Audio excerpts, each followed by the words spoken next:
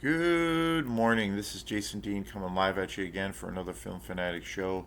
It is Thursday morning at 11:12. Rainy day today. It's supposed to be pretty rainy. We do need some freaking rain. But we've had just consecutive days of just beautiful weather. But anyway, if you happen to be in the Portland, Maine area tonight, we're playing a show that I put together. I put together this show quite a while ago, like the beginning. I think I put together this show like in the spring of this year, and time just freaking flies, and here we are. So um, we're gonna be playing tonight with Osmia and Quantum, and then the Button Men. Osmia is the kind of the indie rock band that I've been playing with since December of last year, and that's been super fun. We did pretty big tour this year, and then played a bunch of shows after that throughout this summer and spring, and then we did another little mini tour a few weeks ago, and that's been such a blast, such a fun time, and we're in the midst right now of starting to do some recording. And then Quantum, of course, my electronic band. We're going to be playing second. The order is going to be Osmia, Quantum, and then the Button Men. We're going to do our set second, first Osmia, and then I'll be doing a set with Quantum. And we'll each band is going to be doing probably like a 35 to 40 minute set, give or take 5 minutes or so. Probably closer to like 40 minute sets to give everybody enough time. So, and then finally, the Button Men, which is an awesome solo project by Wally, who is based in Portland, who is formerly of the band the Mallet Brothers, which is a very popular band here in Maine. He and the Button Men is just really great. Another electronic group, very dark synthwave kind of stuff, super fun, poppy, but yet this very dystopian. Really cool. We've played uh, quite a few shows together as a group. We played about 3 times or so at Hey Sailor, and then we played at a music festival last summer, and it's been fun. It's been a blast collaborating. This is our second time doing a Quantum show with Osmia. The summer before last, we played a show together at this really cool barn party, and we played with Osmo. We opened up for them, so this will be the first time in this kind of configuration. So yeah, very excited, and it's our first time we're going to be playing at Blue, which is on Congress Street in Portland. This is our first time playing at this venue. It's a really great spot. It used to be primarily a jazz club, and it still is a jazz club, but they've expanded the different genres of music that they have there. They do have a lot of punk bands. They've had a lot of rock shows and just a big mixture of different kinds of music along with the jazz kind of roster that they typically have. But really cool venue. I've played there a bunch of times with different groups. So I've played there a lot. I was in this kind of jazzy fusion band, Simplexity, for a few years, and we played there a lot. And then played there a couple times with Bookhead Sweet Tooth, which is another band I play with, which is like a gypsy kind of soul rock band. And so this will be a first time, so we'll see how things go. It's kind of, I look at every gig and as a new experiment, especially when it comes to like playing in a different city or a different kind of space. And as far as Quantum goes, like as we haven't really played in Portland like since the band's been around for about 10 years. We've only played in Portland a little bit. It's been hard getting, it's been hard breaking into that scene. We played once at the Flask Lounge, and then we played another gig at there was an art gallery in Portland that we played at, and then we played at this uh, sort of music festival thing out on the streets there once. So we've only played there 3 times, and this was quite a while ago. So we'll see. Fingers crossed, everything goes good, and it's a fun time. I'm really excited about this billing. But this is a show I put together, so we'll see how everything goes.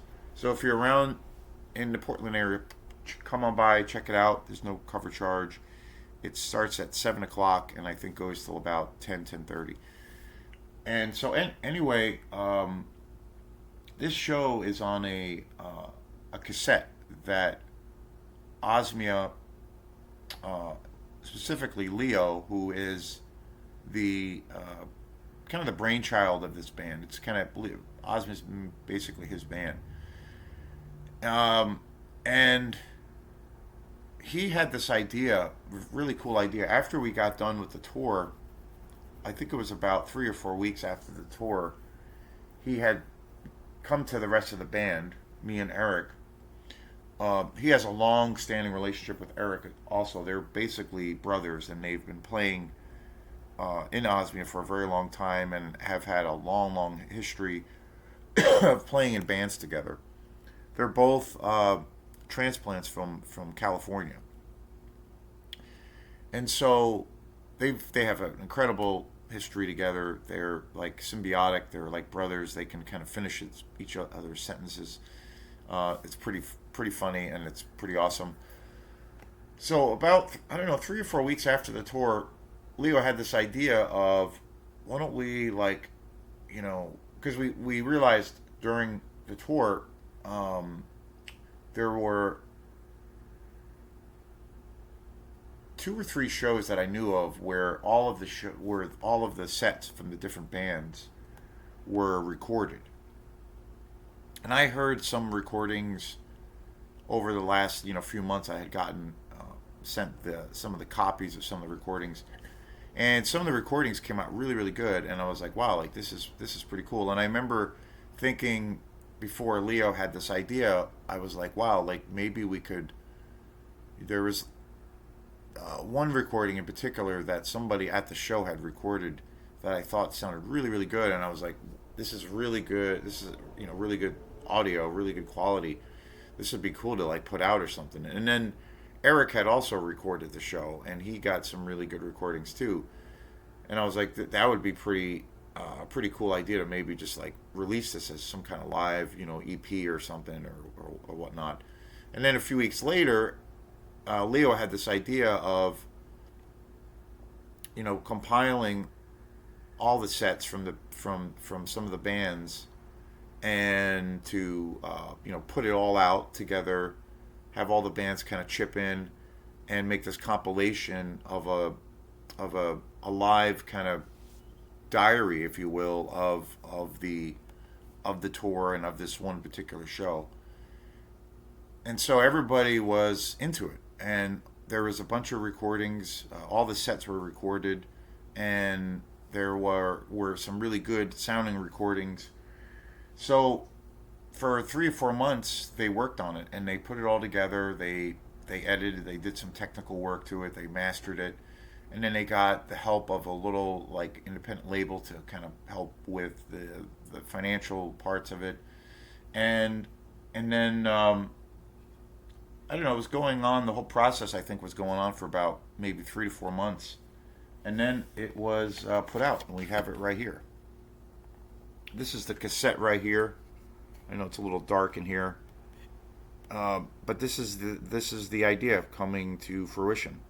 This is a cassette, and I believe the album, or all of this music, is also available online too. I think it's on Bandcamp now, and maybe 1 or 2 other streaming platforms. But the artwork came out really great. Leo collaborated with this cool artist. Very cool. And this set was all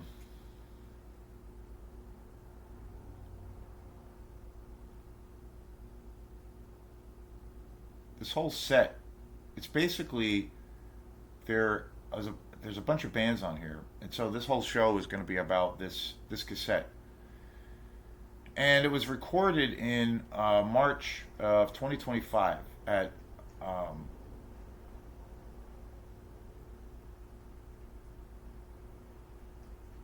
Rhizome in Washington D.C. And then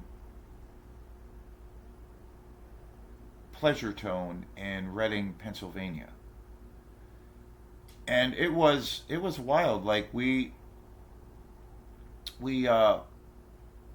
going into the tour and some of these shows, I didn't know what to expect. Um, and I believe the first show, yeah, Rhizome, um, that was in Washington D.C. And it was kind of like I think that gig was about maybe 3 or 4 shows into the tour. And I remember we drove. It was right in D.C. and we drove there. And I think we were driving from Pennsylvania.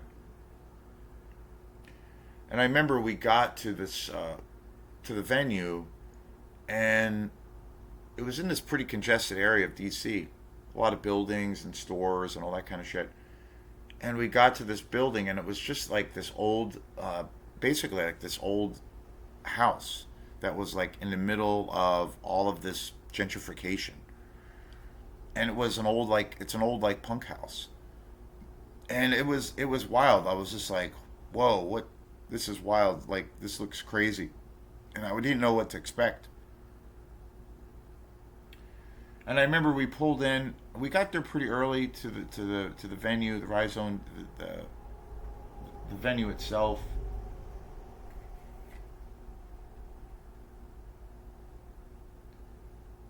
and and it was on March 7th. We got there pretty early, and there was nobody else there. We were the only people there, and we ended up like going out for coffee or getting some food, and and then we were just kind of like hanging out.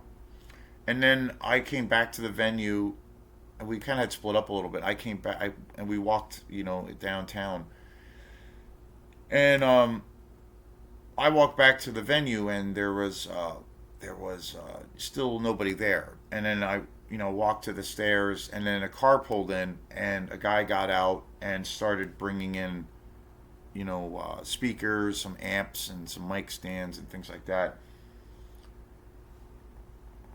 And the only thing that I knew about this show or tour was that we were going to be um, playing with a bunch of other bands. The bands all sounded really, really cool. I was really excited. Ceremony East Coast was kind of the band that we were mainly, I guess, touring with or opening up for. And Ceremony East Coast is a just an amazing band, and they're basically it's the rhythm section. John and Sandra, the bass player and drummer for the band, A Place to Bury Strangers, and this is like their side project. And A Place to Bury Strangers is a trio, and Ceremony East Coast is a duo. It's basically bass and drums and vocals. And so we were most of the shows were with them, and they had booked a good majority of some of these dates. And again, like I said, they are the rhythm section for A Place to Bury Strangers, and anybody kind of into like noise music or indie rock, they are like kind of legends. I think like they're a legendary band, and they're in that genre or that style. Like they're massively popular. They tour the world all over the time. Like they all the time they've been all over Europe. They've been everywhere. I mean they've been virtually every part of the world to play music, and they have a bunch of albums out. I got turned on to, and I've always really loved their music too. I remember about 12 years ago or so, I first heard of A Place of Bury Strangers. A friend of mine at the time uh, gave me a CD of them, and I was like, wow, like this shit's really awesome. And their style is very much kind of like um, My Bloody Valentine. It's very 80s sounding. It's definitely punk inspired. It's super harsh and noisy, very lo-fi, very punk driven, but it's really um, very electronica too at times, and it's very lo-fi. It's really raw, but there's like this pop quality to it too, and it's really heavy and abrasive. It's really dark. Yeah, just they're just an amazing band, and they do that kind of style like no other. And Ceremony East Coast is the rhythm section, so it was kind of like an honor to be on a bill with this kind of part of this legendary band. And Ceremony East Coast is pretty similar to what A Place of Buried Strangers does. They're, minus the guitar, they're very similar. They're very dark, very, very intense. But yet there's like a cool kind of melody throughout everything. Super cool. And they're super cool people. So, anyway, getting back to the show, like, I got there and Leo and Eric were still at the store or whatever. And I saw a guy pull in and he was slowly unloading gear. And then I walked in and there were a few people inside. They were starting to set up the show, and the place was pretty cool. It was kind of like a kind of a fairly sized house, but it was all open. They had this back room and then a front room, and then they had the band set up in the back room, and then they had this bigger area for chairs, and then the upstairs was kind of like this art gallery, and there was like art and stuff on the walls, and then they had this kitchen area, and then they had a front door where people would come in and pay to, because it was a ticketed show. And I didn't know, like, wow, like this is, I was like, how is this going to go? Like, and I knew that the show was backlined. I knew that there were going to be drums there, or at least I was told there were drums there, and some amps provided, and also a PA. But I remember, hanging out, going inside, and then Eric and Leo showed up, and they were, and this guy was setting up the PA, slowly taking his time setting up the PA. We were like the first band that arrived, and we were kind of doing our thing. And then I went up to this guy I saw, and his name was Sam. I introduced myself to him, and he was really nice. And I was just asking him questions about the drums and a couple other things. And his first thing that he said to me was, "Oh, I don't know if we have any drums." And I was just like, "What?" Like, suddenly I got kind of panicky, and I was like, "Oh shit!" Because all I was traveling with was my snare drum and my cymbals. Because all of the other shows up until this point, and then as far as I knew, the shows after were backlined, and so I was going to be using the house drums or borrowing people's drums that were there. So he was like, he looked at me like, "Oh, I don't know if we have any," and I was just like, I don't remember saying anything, but I remember just thinking in my head like, "Oh shit, you're fucking kidding me." And then 2 seconds later, he's like, "Well, we have this back room. I'll go look. We can go look and dig it out, and dig out the drums if there's any in there." And I was just like, "Oh Jesus, okay." So he's setting up the PA, and Eric and Leo are like bringing in their amps and their gear. They're kind of getting situated, and so I follow Sam to this back room, and it's like this big giant closet, and we go into the closet, and there's no light in there. It's all dark, and I can, but there's just enough light to where I can see stuff, and I see that there's like speakers, there's mic stands, there's amps, there's drums, but everything is like literally piled on top of each other, like a big old kind of pile of shit. And I'm just like, Jesus, like everything's in total disarray.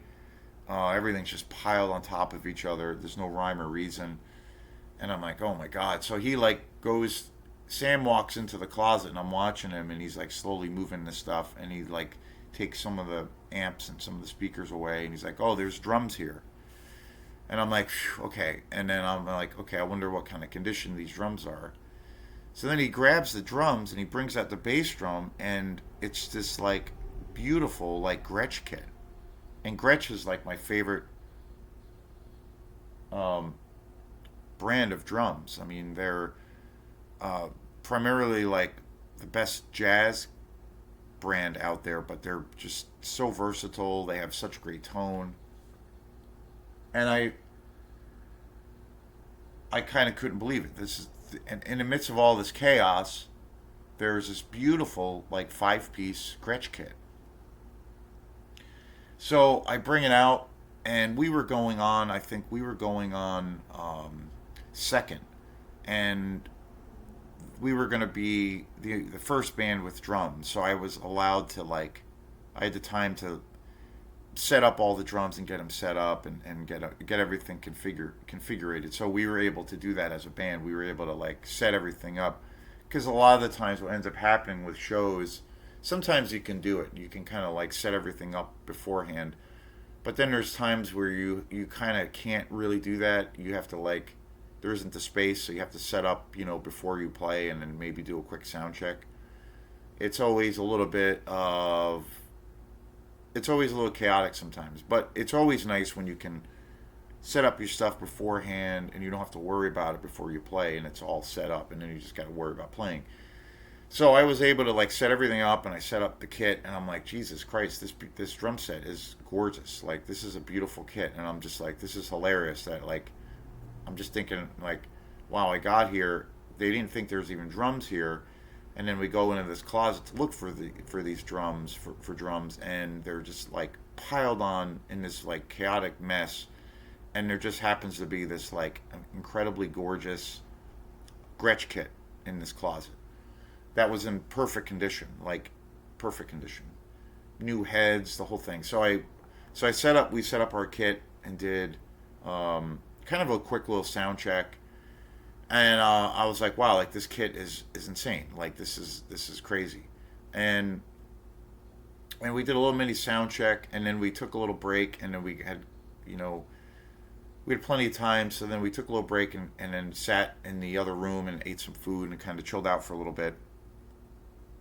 The first band that played was Caustic Hologram, which was like a very 80s synthwave kind of a thing, and I was blown away by them. They were fucking awesome, and it was like totally music that I dig, and I was just blown away by how awesome they were. And I guess apparently it was their first gig ever, and I was just like, what? It was wild. And then each band played for about um, probably like 35 minutes, 40 minutes or so. And it was wild because right before they went on, a shit ton of people showed up. A ton of people showed up, and it was so organized. And they had this whole like big crowd that showed up, and it was all like a seated kind of venue, and it was so organized, and the people were super cool, super nice, respectful, and it was wild. Like it was a real mix of people. There was all different age groups, and all these people came out of nowhere, and it was super organized. It was like this ticketed show. The sound in the room was really great. I was just like, what the hell? Because I was like, when I got there, my first impression was like, I don't know what the hell is going to happen here. Um, the Caustic Hologram played first, and again, I was just blown away by them. And then we went on afterwards, and I thought the set went pretty well. Um, and then yeah, and then Ceremony East Coast played after us and just tore the house down. And like I remember that day after we got done playing, I sat up front in the venue, and there was a guy who was there who had said he really liked our set, and he said he really liked the sound of the band of Osmia, and then he said I recorded your whole set, and then he gave me his number, and then I exchanged my information for with him, and he was a super cool guy, and he lived in DC, and he uh, had a little company where he made like guitar cables and different things, and he supplied the guitar cables and a bunch of guitar equipment for Ceremony East Coast, and he sent me these live recordings a few days after that. I think later that night, and the recording came out really great. And he recorded the set on his iPhone, and he was sitting like right up front.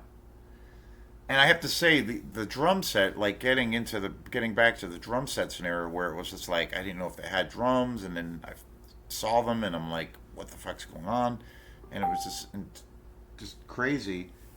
I have to say, the Gretsch drum set that they had was like the best drum set I've ever played in my life. It was like amazing. Like I wish I owned that kit. Like it was a Gretsch kit. It was kind of like in between a jazz and rock kit, but it just had such beautiful tone. Um, he didn't have to hit the drums too hard to get a good tone out of them. Yeah, it was the best drum set I've ever played in my life. Like, it was just like, go figure. And then the next night we played at this other venue in Pennsylvania, and this is all on this cassette, on this recording, this compilation. Pleasure Tone in Reading, Pennsylvania, and this place was awesome. Like, we got to the venue, and again, we did not know what to expect, and it looked wicked, kind of shady and kind of like sketchy. And it was up this long. The venue was, we parked in this like super dark alley, and it was in this kind of rough part of Pennsylvania. And we parked and we walked up this long staircase, and it opened up into this like gorgeous venue. And this, it was this whole like kind of lofty venue. It was huge, and they had all these beautiful curtains. You know, you walk into the room, and it was all like, they had a bunch of people set up for like selling merch, and then they had, you know, like a couple of spots that were selling like books and then music and all kinds of other things. And then you walk into the main room, which was the venue, and it was this huge room, and it had this beautiful stage, beautiful lights set up. It had all these great kind of like, it had this very kind of gothic David Lynch vibe to it, all the colors, and it was super cool. And that was great. And we played there, and there was some really really great bands. Toulouse was a band that played there that was just awesome. So this whole recording was all like taken from both of those shows, and it was one of the best, you know, kind of experiences I've ever had. And it's all live takes. Caustic Hologram, Burning Bridge was their tune that they had up first. This is the order of the cassette and the track listing. Osmia, we played. We were second on here. Cold Country, we played that tune. Ceremony, East Coast, played after. Don't Leave Me Behind. Toulouse, uh, Ronald Dolly, and Osmia, we played X Moon. And in Ceremony, East Coast, Four Walls. And in Toulouse, played Listen. Ceremony, East Coast, played Roller Coaster Down. And in Osmia, Ultra Death. And in Toulouse, Give and Take. And it was all, this whole thing was recorded March 7th, 2025 at Rhizome in Washington, D.C. And it also recorded in March 8th, 2025 at Pleasure Tone in Reading, Pennsylvania. Recorded and sequenced by Eric Kemp. Did a fabulous job putting this all together, Eric. Cover art by Farak Adan, and the layout by Joe Murphy.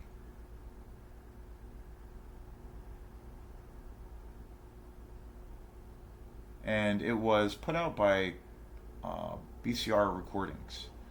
So yeah, and I love the artwork for this. Really, really cool, and really proud of this. I really love how this whole thing came out. Those guys did a wonderful job with compiling some really killer performances, and it's really raw. It's really kind of nasty, but the vibe is there.